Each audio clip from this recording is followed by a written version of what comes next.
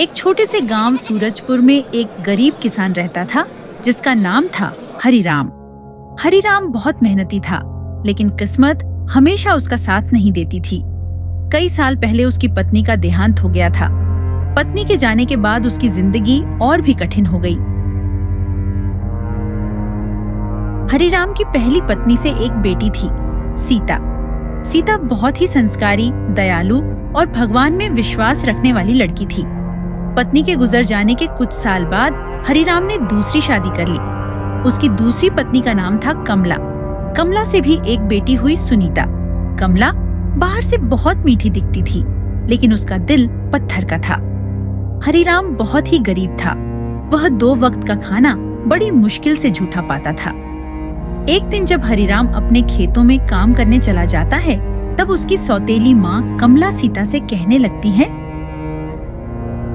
सीता, अरे ओ सीता, तू दिन भर क्या एक ही काम करती रहेगी? अभी कपड़े धोने हैं, जंगल से लकड़ियाँ लानी हैं। जी माँ, बर्तन तो धो दिए हैं, झाड़ू पोछा भी कर दिया है, बस जंगल से लकड़ियाँ लानी रह गई है, वो मैं थोड़ी देर में ला दूंगी। अरे मनहूस, जल्दी जल्दी सारा काम खत्म कर। एक तो पैदा होते ही अपनी माँ को खा गई, अब क्या मुझे और मेरी बेटी को भी खाएगी? कमला दिन रात सीता पर अत्याचार करती थी, उससे बिल्कुल मजदूरों की तरह काम करवाती थी और पेट भर खाना भी नहीं देती थी।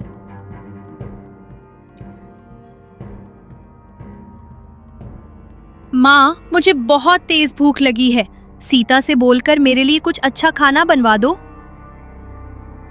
सीता, अरे ओ सीता, मर गई क्या? मेरी बिटिया रानी को भूख लगी हुई है, इसके लिए जल्दी से 2 रोटियां सेक दे, नहीं तो मेरी बिटिया रानी नाराज हो जाएगी। ठीक है माँ, मैं अभी खाना बना देती हूँ।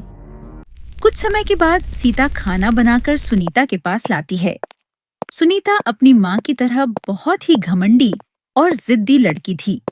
वह हमेशा अपनी माँ की तरह सीता पर रौब झाड़ती रहती थी। सुनीता बहन, ये खाना खा लो, मैंने बहुत प्यार से तुम्हारे लिए बनाया है।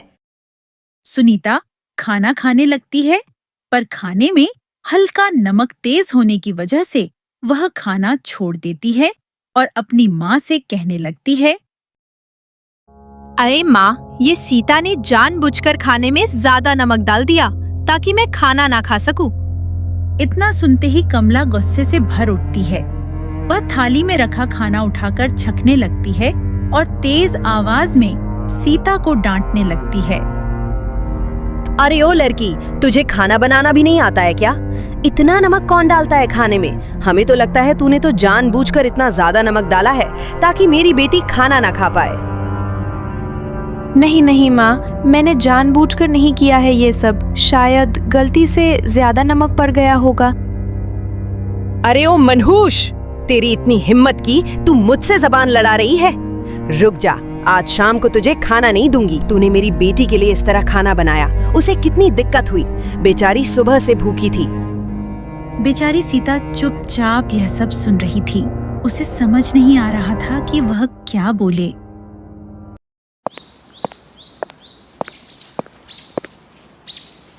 अरे सुन सीता, जा जंगल से सूखी लकड़ियां लेकर आ। घर में एक भी लकड़ी नहीं बची है। जब तू लकड़ी लेकर आएगी तभी तुझे आज रात का खाना मिलेगा। आप चिंता मत कीजिए माँ, मैं अभी जंगल जाकर सूखी लकड़ियाँ लेकर आती हूँ। सीता लकड़ी लेने के लिए जंगल की ओर निकल जाती है। हे भगवान, मेरे पैदा होते ही मेरी माँ को मुझसे छीन लिया और मुझे छोड़ दिया इस हालत में। एक तो मेरी सौतेली माँ मुझसे बिल्कुल प्यार नहीं करती और ऊपर से बहुत सारा काम करवाती है और खाने के लिए अच्छा भोजन भी नहीं देती है। थोड़ी देर बाद सीता कुछ सूखी लकड़ियां उठाकर घर की ओर निकल पड़ती है और कुछ देर बाद अपने घर आ जाती है। लीजिए माँ, मैं जंगल से सूखी लकड़ियाँ ले आई हूँ। अब मैं पहले घर का सारा काम खत्म कर लेती हूँ, उसके बाद खाना बनाऊंगी। अरे अरे लड़की, बाकी का काम बाद में करना, पहले अच्छा सा भोजन बनाकर तैयार कर दो। ध्यान रखना कि खाने में इस बार कोई गड़बड़ी नहीं होनी चाहिए। जी माँ, आप चिंता मत करिए, इस बार कोई दिक्कत नहीं होगी। मैं अच्छा भोजन बनाऊंगी। सीता भोजन बनाकर तैयार करती है और भोजन कमला और सुनीता को देती है। वे दोनों भोजन करने लगती हैं। भोजन करने के बाद सुनीता अपनी माँ से कहती है, माँ, मेरा पेट अभी सही से नहीं भरा है, मेरे लिए 2 रोटी और मंगवा दो ना। अरे ओ सीता, मेरी बिटिया के लिए 2 रोटी और लाकर दे दे, अभी उसका सही से पेट नहीं भरा है। माँ, अभी केवल 2 रोटियां ही बची हुई हैं। आज मैंने सुबह से कुछ खाया भी नहीं है। मुझे भी बहुत तेज भूख लगी हुई है। अगर वो दोनों रोटियां आपको दे दूंगी तो मेरे लिए कुछ भी नहीं बचेगा। अरे सीता, तेरी इतनी हिम्मत, तू मुझसे जबान लड़ाएगी? तेरे लिए उसमें रोटी के टूटे फूटे टुकड़े बच जाएंगे, वही खा लेना। पहले मेरी बेटी के लिए दोनों रोटियां लाकर दे। फिर सीता रोटी सुनीता के सामने रख देती है और वह चुपचाप रसोई में आ जाती है। रसोई के कोने में रखी टूटी फूटी बची हुई रोटियों को वह एक थाली में इकट्ठा करती है और जैसे ही वह उन रोटियों को खाने के लिए बैठती है, वैसे ही द्वार पर एक साधु महाराज आ जाते हैं और कहने लगते हैं, अरे बेटी, हमें खाने के लिए कुछ दे दो। हमने 2 दिनों से कुछ भी नहीं खाया है। अगर आज खाना नहीं मिला तो भूख के मारे मेरे प्राण निकल जाएंगे। इतना सुनकर कमला सीता से कहती है, अरे लड़की, जरा बाहर जाकर देख तो, पता नहीं कहाँ कहाँ से भिखारी आ जाते हैं। कुछ तो काम धंधा करते धरते नहीं और फालतू का मांगने चले आते हैं। सीता बाहर आकर देखती है तो उसे एक बूढ़े बाबा दिखाई देते हैं। बूढ़े बाबा को देखकर सीता का हृदय दुखी हो जाता है। आप यहीं रुकिए बाबा, मैं अभी आपके लिए खाना लेकर आती हूँ। सीता जल्दी से अंदर जाती है और अपने हिस्से की बची हुई रोटी लाकर बाबा को देती है। तभी कमला भी सीता के साथ बाहर आती है और कहने लगती है, अरे ओ सीता, तूने अपने हिस्से की रोटी अगर इन बूढ़े बाबा को दे दी तो तुझे शाम तक कुछ भी खाना नहीं मिलेगा। अब निर्णय तुम्हारा है, चाहे तो तू इस रोटी को खा ले या इस बाबा को खिला दे, पर तुम्हें शाम तक कुछ भी खाने को नहीं मिलेगा। सीता कमला की बात को अनसुना कर देती है और बाबा से बोलती है, बाबा जी, आप भोजन को खा लीजिए, मुझे अब भूख नहीं लगी है। उसके बाद बूढ़े बाबा उस रोटी को खा लेते हैं और खाने के बाद कमला से कहते हैं, बेटी, हम तुझे एक भविष्य की बात बता रहे हैं। तेरी बेटी बहुत ही ईमानदार और सच्चे दिल की है, इसलिए इसका भविष्य बहुत ही चमत्कारी है और आगे चलकर इसके जीवन में सुख ही सुख होगा। इतना कहकर बाबा वहां से चले जाते हैं। कमला अपने मन में सोचने लगती है, अरे ये कैसे हो सकता है? इस अभागन का इतना अच्छा भाग्य कैसे हो सकता है? नहीं, मैं ये बिल्कुल नहीं होने दूंगी। मैं इसका विवाह बहुत ही गरीब घर में करूंगी और अपनी बेटी सुनीता का विवाह बहुत अमीर घर में करूंगी। फिर देखती है इसका जीवन सुखी कैसे बीतता है। शाम को जब हरिराम काम करके आता है तब कमला उससे कहने लगती है, अजी सुनिए, सीता बड़ी हो चुकी है, कुछ भी करके इसकी शादी कर दीजिए। मेरी सहेली का बेटा है, देखने में अच्छा है पर बस गरीब है, लेकिन इसके लिए सही रहेगा और हमारे पास इतने पैसे नहीं हैं कि इसका विवाह अमीर घर में कर सके। हमें अपनी बेटी सुनीता की भी तो विवाह करनी है। ये तुम कैसी पागलों जैसी बातें कर रही हो भाग्यवान। हम कुछ भी करके अपनी बेटी का विवाह अच्छे घर में करेंगे। भले ही मेरे पास पैसे नहीं है पर हम अपना खेत गिरवी रख देंगे, लेकिन सीता का विवाह बहुत ही अच्छे घर में करेंगे। आपका दिमाग खराब हो गया है क्या? अगर इसी की विवाह में सारे पैसे लगा दीजिएगा तो सुनीता का विवाह कैसे कीजिएगा? देखिए, मैं जो बोल रही हूँ वो सही है। हरिराम सीता को बहुत मानता था, पर वह अपनी पत्नी कमला की बात को भी टाल नहीं सकता था। फिर कुछ महीनों बाद कमला अपनी सौतेली बेटी का विवाह एक बहुत ही गरीब किसान गोपाल के साथ करवा देती है।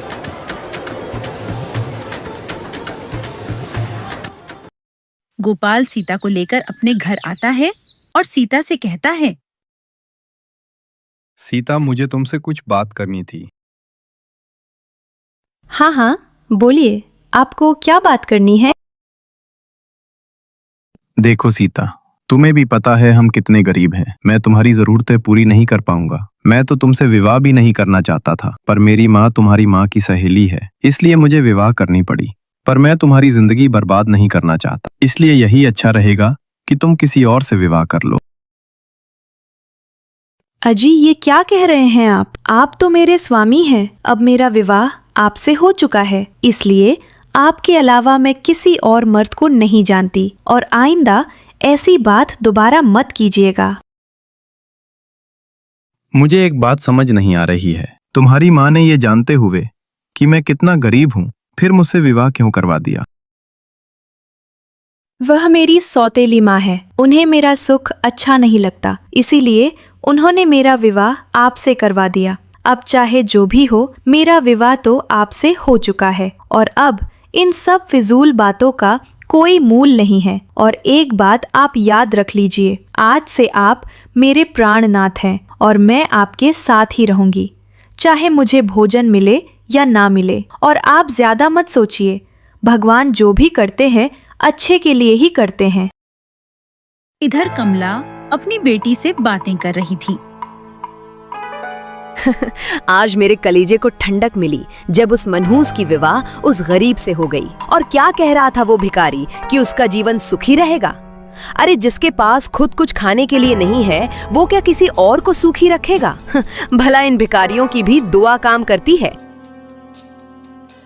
सही कहा माँ आपने।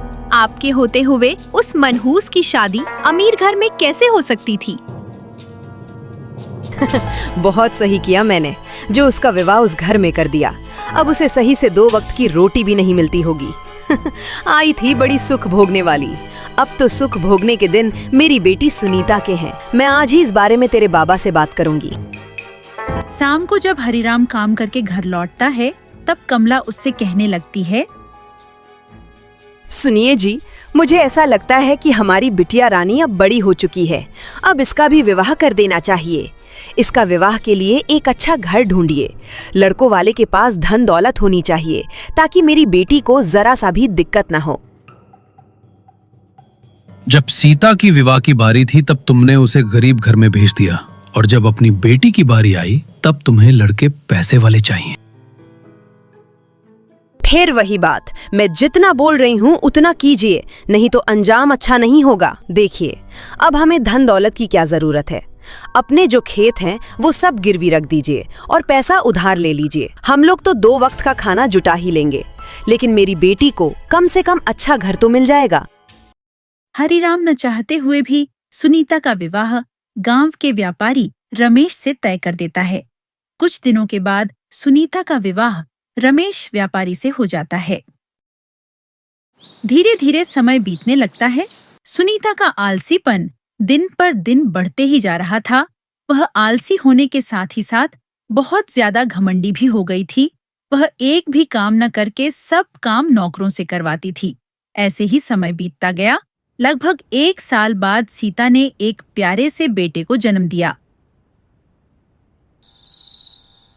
देखिए जी, हम भले ही गरीब हैं, झोपड़ी में रहते हैं, पर अपने बेटे को कभी भी दुखी नहीं देख पाएंगे। उसे 2 वक्त की रोटी जरूर मिलेगी, चाहे हमें दिन रात मेहनत मजदूरी ही क्यों न करनी पड़े, पर इसको दुखी नहीं होने दे सकते। सही कहा भाग्यवान, हम भले ही भूखे रह लेंगे, लेकिन अपने बेटे को भूखा नहीं रखेंगे। मेरे पास एक बढ़िया सुझाव है। कैसा सुझाव जी? मैं ये सोच रहा हूँ कि मैं तो कोई काम करता नहीं, इसलिए अब से मैं जंगल से लकड़ियाँ काट कर उन्हें बाजार में बेचने का काम शुरू करूँगा। हाँ, ये सही रहेगा। मैं भी इसी गांव में कोई काम ढूंढ लूंगी। अगले दिन गोपाल जंगल से सूखी लकड़ियां लेने निकल जाता है। इधर सीता भी गांव में काम ढूंढने निकल जाती है। तभी वह एक दुकान के पास पहुंचती है और दुकानदार से कहने लगती है, भाई साहब, आपसे मेरी एक गुजारिश है। हाँ हाँ बहन, बोलो, क्या बात है? कृपया करके मुझे अपने साथ काम पर रख लीजिए। मैंने गांव में कई जगह काम ढूंढने की कोशिश की, मगर किसी ने काम नहीं दिया। कृपया करके आप काम पर रख लीजिए। मुझसे जो काम बन पाएगा वो मैं सब कर दूंगी। बस आप मुझे 2 वक्त की रोटी दे देना। देखो बहन, हम तुम्हें काम पर रख तो लेते, लेकिन मेरे पास अभी काम करने वाले 3 लोग पहले से हैं, इसलिए अभी हम तुम्हें काम पर नहीं रख पाएंगे। बहुत देर तक सीता गांव में काम ढूंढने के लिए भटकती रहती है, पर उसे एक भी काम नहीं मिलता है। फिर वह हार थक कर एक पेड़ के नीचे बैठकर सोचने लगती है, चाहे कुछ भी हो जाए, मैं काम ढूंढ कर ही रहूंगी। मैंने सुना है मेरी बहन सुनीता का विवाह एक पैसे वाले आदमी से हुआ है। हो सकता है मुझे वहाँ पर कोई काम मिल जाए। ये अच्छा रहेगा। मैं उसी के घर जाकर काम मांगती हूँ। कुछ समय बाद सीता अपनी बहन सुनीता के घर पहुंच जाती है और सुनीता से कहती है, सुनीता बहन, अगर तुम्हारे पास कोई काम हो तो कृपया करके मुझे दे दो। मुझे काम की बहुत ज़रूरत है। मैं मेरे बेटे को भूखे नहीं रख सकती। अगर तुम्हारे घर में कुछ काम हो तो दे दो। बस 2 वक्त का खाना देती रहना और मैं तुम्हारे घर में काम करती रहूंगी। चलो अच्छा है, इसे काम पर रख लेते हैं और इसे पैसे भी नहीं देंगे। आज के समय में सिर्फ खाने के ऊपर कौन काम करता है। इसे खाने को देते रहेंगे, वो भी बचा हुआ। वैसे भी मेरे घर में बचा हुआ खाना कोई नहीं खाता, वही खाना इसको दे दिया करेंगे। सीता बहन, मेरे पास अभी बहुत सारे नौकर काम कर रहे हैं, इसलिए काम तो ज्यादा है नहीं। अगर तुम इतना ही कह रही हो तो तुम्हें काम पर रख लेते हैं, लेकिन तुम्हें केवल 2 वक्त का खाना ही मिल पाएगा। इससे ज्यादा कुछ नहीं हो पाएगा। तुम्हारा बहुत बहुत शुक्रिया। मैं तुम्हारा ये एहसान जीवन भर नहीं भूलूंगी। हमें ज्यादा कुछ नहीं चाहिए, हमें केवल 2 वक्त का खाना देती रहना। चलो ठीक है, कल सुबह से काम पर आ जाना और समय से आना। अगर देर करोगी तो तुम्हें कुछ भी खाने को नहीं मिलेगा। शाम को सीता और गोपाल घर आते हैं।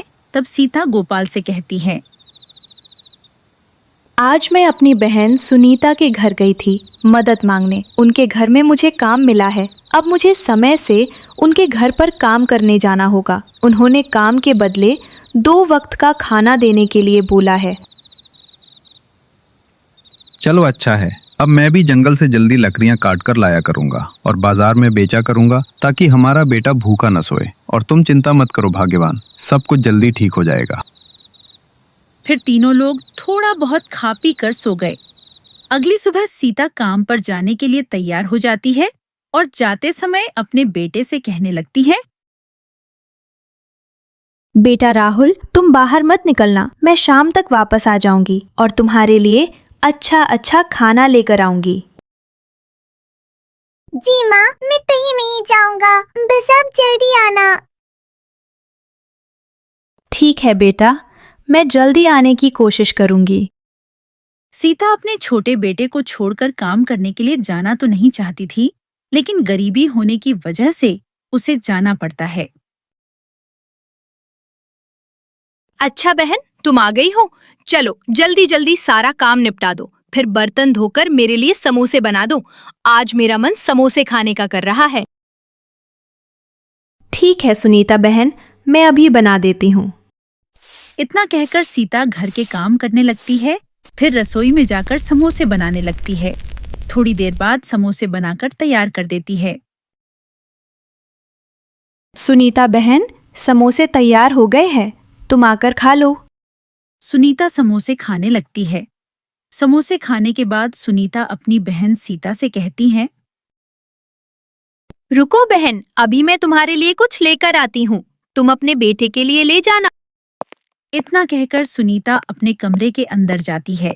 इधर सीता अपने मन में सोच रही थी, हो सकता है आज हमें ताजे ताजे समोसे खाने को मिले। इतने दिनों से हमें अच्छा भोजन खाने को नहीं मिला है। ये लो सीता बहन, ये बासी रोटी कल के पड़े हुए थे। ये अपने घर में ले जाओ और इसे गर्म करके खा लेना, क्योंकि ये बासी रोटी मेरे घर में कोई नहीं खाएगा।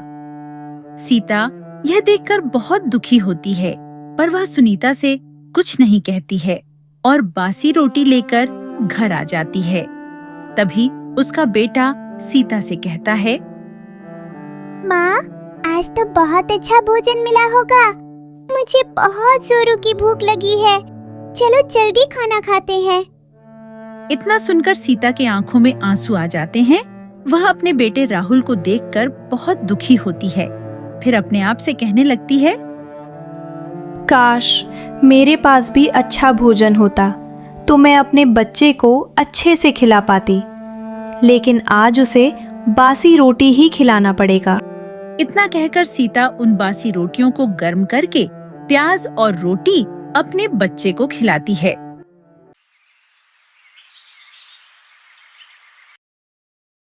बेटा, अब मैं काम करने जा रही हूँ। मैंने तुम्हारे लिए रोटी रख दिया है। अगर भूख लगे तो खा लेना, लेकिन बाहर कहीं भी घूमने मत जाना और अपने घर पर ही रहना। ठीक है माँ, मैं बाहर नहीं जाऊंगा। बस आज आप थोड़ा जल्दी आ जाना। कल बहुत देर से आई थी आप।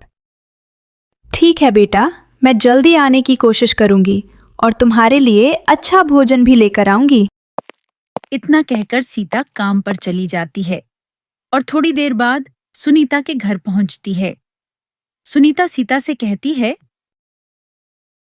सीता बहन, आज मुझे कचौरी खाने का बहुत मन कर रहा है।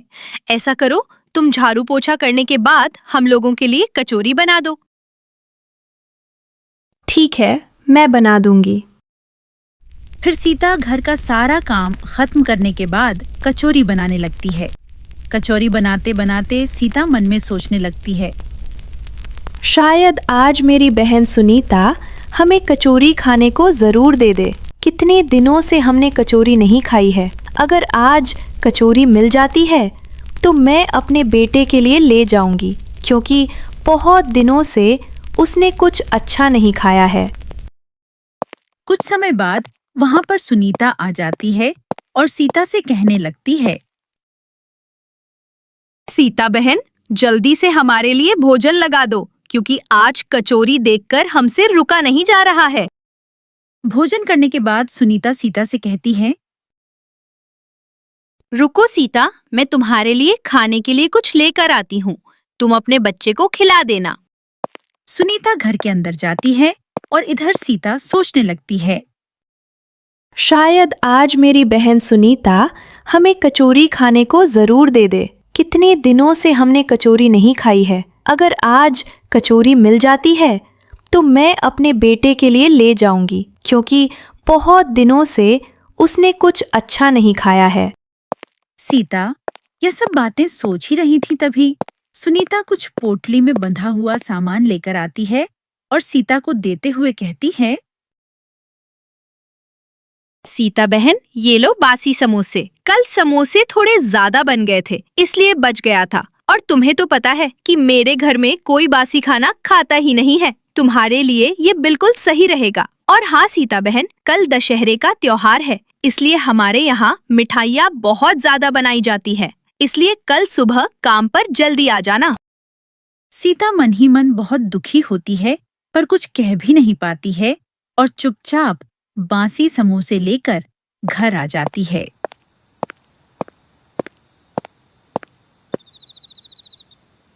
कैसे हो मेरे लाल?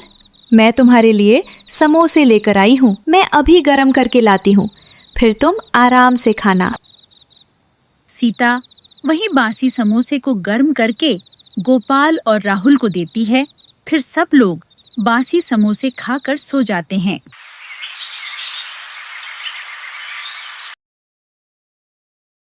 माँ, आज बहुत जल्दी काम पर जा रही हो आप? हाँ मेरा बच्चा, आज दशहरे का त्योहार है, इसलिए मुझे जल्दी जाना है, क्योंकि वहाँ पर बहुत सारी मिठाइयाँ बनाई जाएंगी।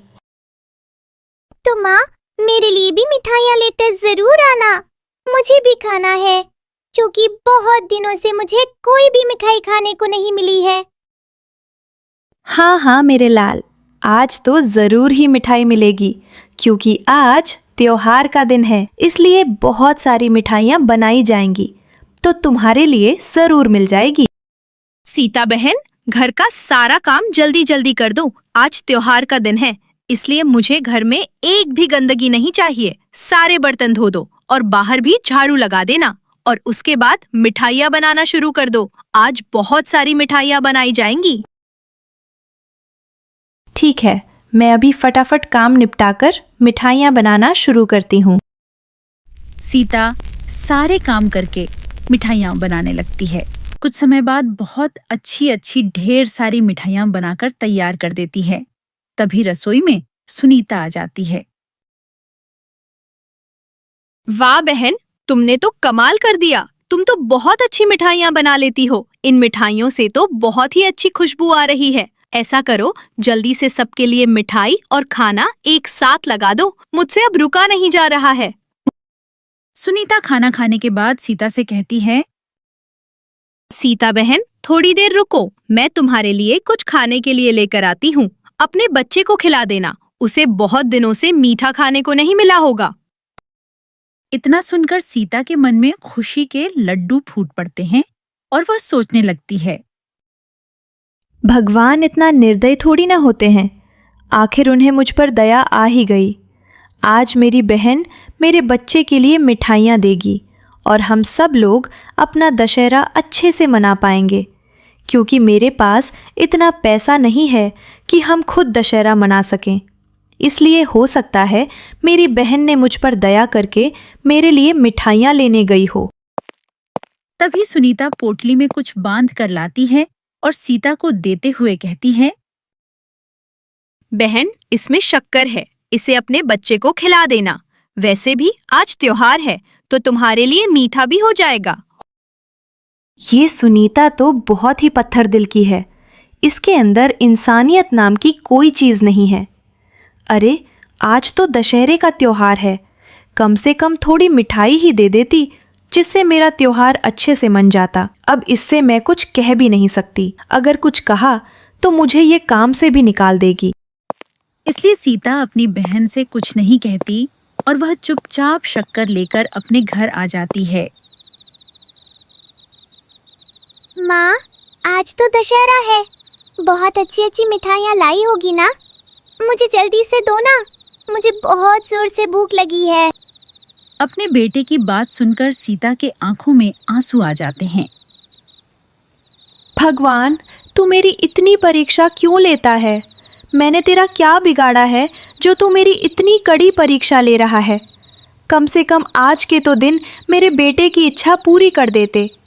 अब मैं अपने बेटे से क्या बताऊं कि इस पोटली में कोई मिठाई नहीं बल्कि शक्कर है। सीता अपने बेटे से झूठ मूठ का बहाना बनाकर बोलती है, बेटा, इसमें शक्कर है और ये मिठाइयों से भी मीठा होता है, इसलिए मैं तुम्हारे लिए केवल यही लेकर आई हूँ। मैंने सोचा कि मैं तुम्हें सबसे मीठी चीज़ खिलाऊंगी, इसलिए मैं शक्कर लेकर आ गई। ठीक है माँ, जल्दी दो, मुझे अभी खाना है। सीता सिर्फ मुट्ठी भर शक्कर खिलाकर अपने बेटे को सुला देती है और खुद भूखी सो जाती है।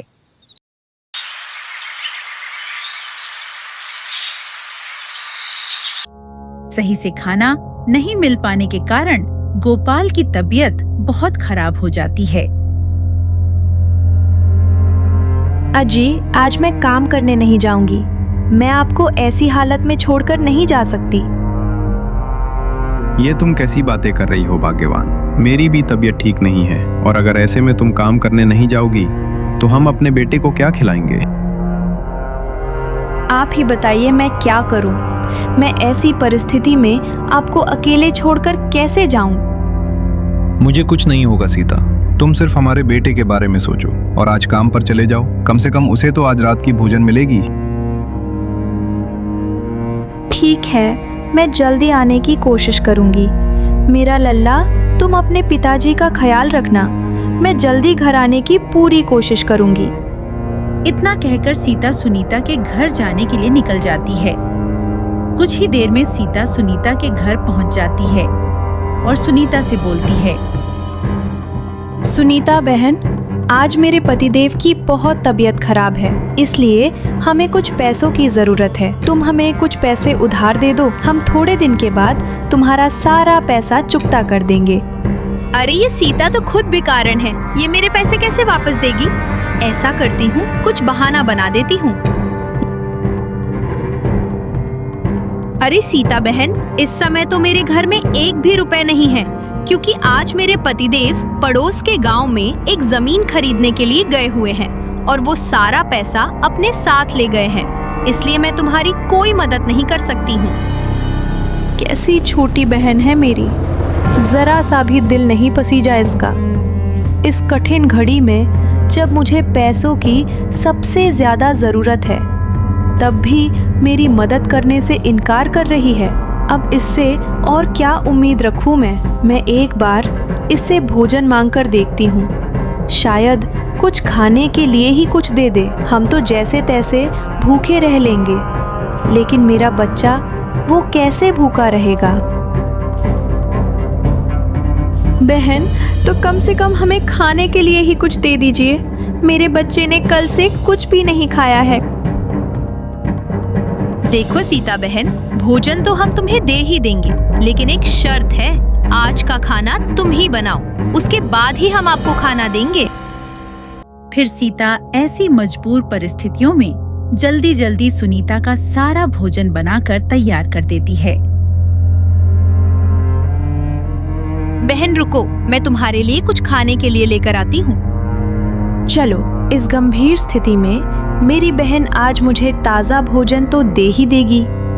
कम से कम ताज़ा भोजन खाकर मेरे पति की हालत में कुछ सुधार तो आ ही जाएगी। ये लो, कल का बचा हुआ लड्डू है, क्योंकि कल ज्यादा मिठाई बन गई थी, हम लोग इसे खा नहीं पाए थे। इन्हें ले जाओ और अपने बच्चे को खिला देना।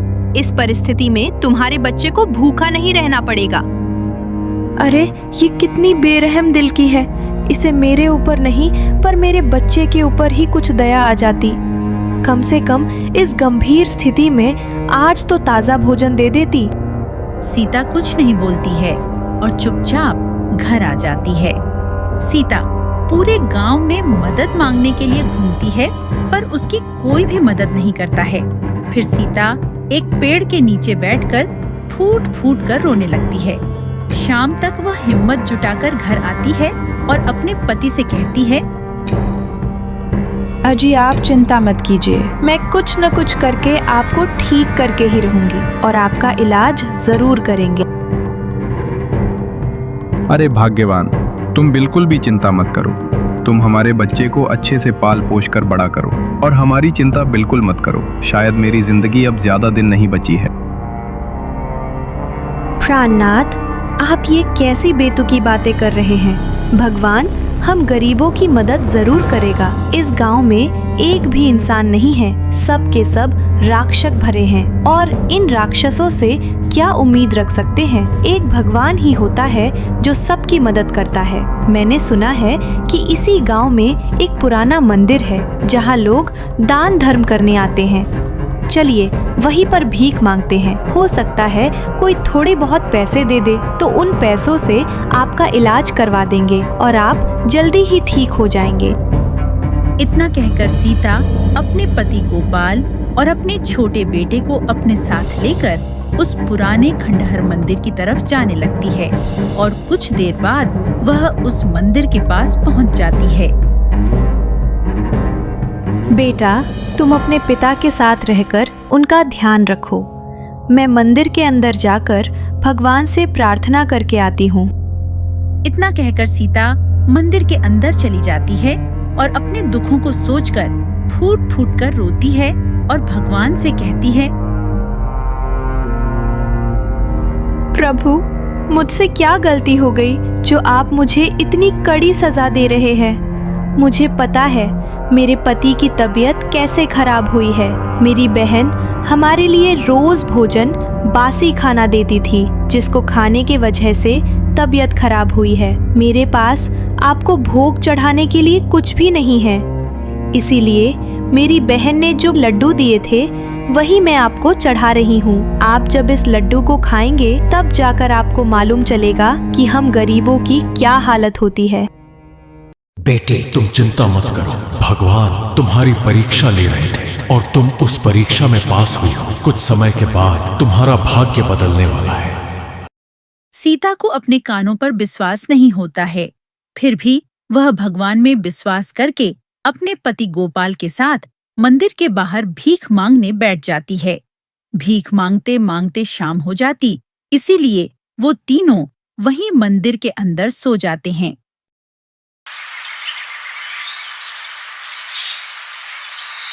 अगली सुबह इधर गांव में गांव का मुखिया मर जाता है।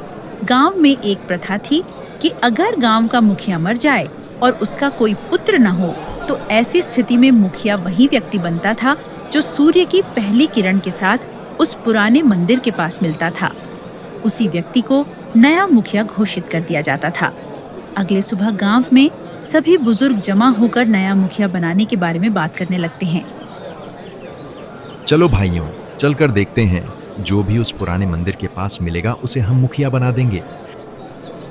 कुछ देर में वो लोग मंदिर के पास पहुंच जाते हैं और आकर गोपाल और सीता को घेर लेते हैं। सीता उन लोग को देखकर डर जाती है और बोलने लगती है। अरे आप लोग कौन हैं और हमें घेर कर क्यों खड़े हैं? हमने तो कोई गलती नहीं की। छोड़ दो हमें, हम पर दया करो। एक तो मेरे पति पहले से ही बीमार हैं और मेरे बच्चे ने तो 2 दिनों से कुछ नहीं खाया है। हम तो सिर्फ यहाँ पर भीख मांग रहे हैं ताकि अपना गुजारा कर सकें। नहीं नहीं बेटी, तुम हम लोग को गलत समझ रही हो। हम तुम्हें नुकसान पहुंचाने नहीं आए हैं, बल्कि तुम्हारे पति को इस गांव का मुखिया बनाने आए हैं। आप क्या कह रहे हैं काका? मेरी कुछ भी समझ में नहीं आ रहा है।